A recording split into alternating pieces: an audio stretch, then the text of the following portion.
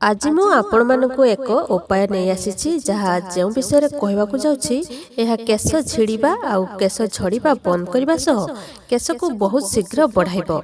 तेबे केशर तेल मालिश एक एमिति जिनिस अटे जहाँ द्वारा केश को पोषण मिलता है एवं केश लंबा होता है। किंतु आजिर समय रे किछि लोक ना तो केशर तेल लगाउछंती ना केशर एमिति तेल मार्केट नहीं आछंती जहाँ आम केश को क्षति करिथाए। केश बहुत जल्दी झड़ी जाए। तेबे आजिर समय रे केश एमिति मात्रा झड़ुची जे बहुत लोक केश को नहीं चिंता रे रहिछंती। तेबे आज मु आपण मानकु एही तेल विषय कहबी जहाँ द्वारा केशर चमत्कारी गुण आपण निजे ही जानि परिबे। तो वीडियोटी को देखा पूर्व प्रथम गोटे लाइक कर दियंतु आउ चैनल को सब्सक्राइब करी पाखर आस्तुवा घंटी चिन्ह को बजाई ऑल सिलेक्ट कर नियंतु।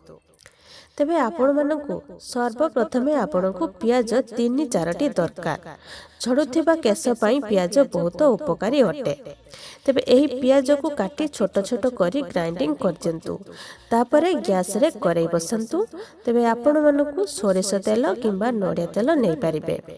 पियाज को काटी छोट छोट करी ग्राइंडिंग कर दियंतु आउ तापरे गैस रे करेई बसई आपण गोटे सप्ताह पई जेतिक तेल लागिबो सेही अनुसार कढ़ई रे सेतिक तेल पकांतु। 5-7-8 चामच कढ़ई रे पकांतु। तापरे सेही कटा पियाज को सेथिरे पकांतु। अल्प आंच दे गैस को सिम करी सेही पियाज को तेल रे भाजंतु। तापरे सेथिरे किछि आपण मानकु 2-3-4 चामच मेथी दाना पकाइबार अछि।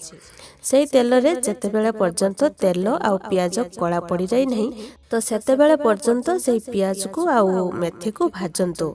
बास हे गला परे आपण मानकु ठंडा करिया पई गोटे घंटा पर्यंत छाड़ी दियंतु। तापरे आपण मानकु सेही तेल को गोटे बोतल ले भरी दियंतु आउ प्रत्येक दिन ए तेल को केश रे मालिश करंतु। बास 10-20 मिनिट पर्यंत मालिश करंतु आउ निजे ही अनुभव करंतु आपनको केश केते लंबा आउ घन हो जाइछि। 2 सप्ताह लगाइबा परे आपण देखिबे आपनको केश घन आउ लंबा मध्ये हो जाइथिबो।